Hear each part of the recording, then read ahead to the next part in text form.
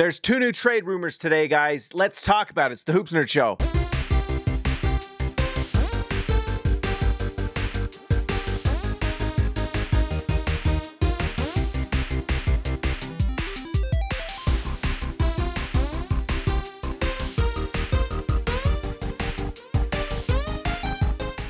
This first rumor is about Walker Kessler, and it comes from Jake Fisher at Yahoo Sports.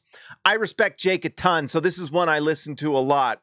In his article, he talks about the Utah Jazz are willing to listen to offers on Walker Kessler. And of all the rumors we've heard, this is one I take this. I think this is something that's very real, and the Jazz are definitely going to listen to that.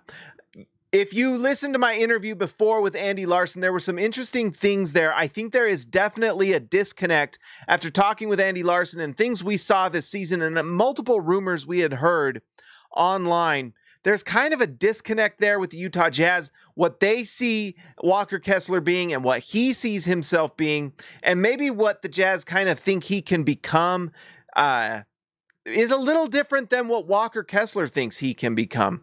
So the Jazz are looking for Walker Kessler to just be at the things they know he can be great at: protecting the rim, rebounding, offensive rebounding, defending, where it sounds like Walker Kessler is more thinking that he can become the next Brook Lopez, that, you know, shooting threes, spreading the floor, being kind of an offensive threat and things like that. And so I think there's a disconnect there. I don't know if the Jazz believe Walker Kessler can become that type of player. They definitely see him as a player that can be a defensive guy that can do a lot of things that way, but maybe not necessarily those things. And never say never. Kessler might be able to develop into those things, but we also saw some disappointing play from Walker Kessler last year where, you know, the Jazz just want him to be great at what he was when he was a rookie. The Rudy Gobert kind of player where you're protecting the rim, rolling to the basket, doing lots of things like that, passing out of the short roll, that type of thing. And I think Walker Kessler's disappointed that he did not make the starting unit, but to be honest, he did not really earn it. He did not play great last year.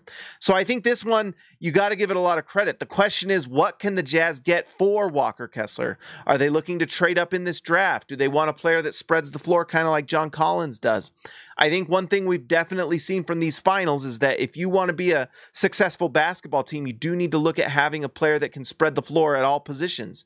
You know, shoot, pass, dribble, defend, and Utah is probably looking for more players that can do all those things. So I think that's one's interesting. The second rumor is Tobias Harris is apparently the Utah Jazz are showing interest in Tobias Harris in free agency.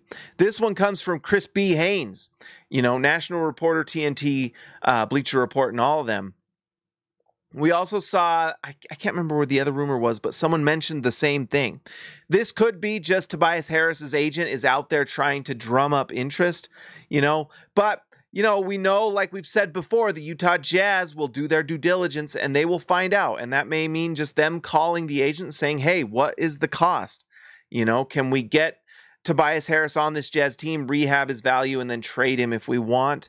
Who knows? Tobias Harris was pretty darn underwhelming for the Philadelphia 76ers. I don't know if I give as much credit to this. Also, I just don't know if this is going to even be possible for the Jazz, because Chris B. Haynes mentions about 6 or 7 teams that will have interest. Utah, San Antonio, Detroit, Dallas, and a few others.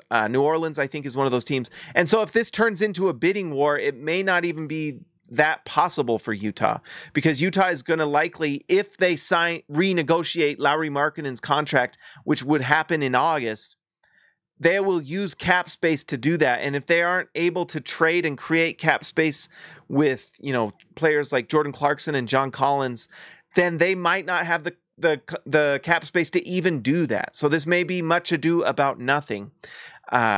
Like I said, if this becomes a bidding war, and that's probably not a bad thing for Utah anyway. Utah has to decide what they want to be. Do they want to develop young guys, renegotiate Lauri Markkanen while developing youth?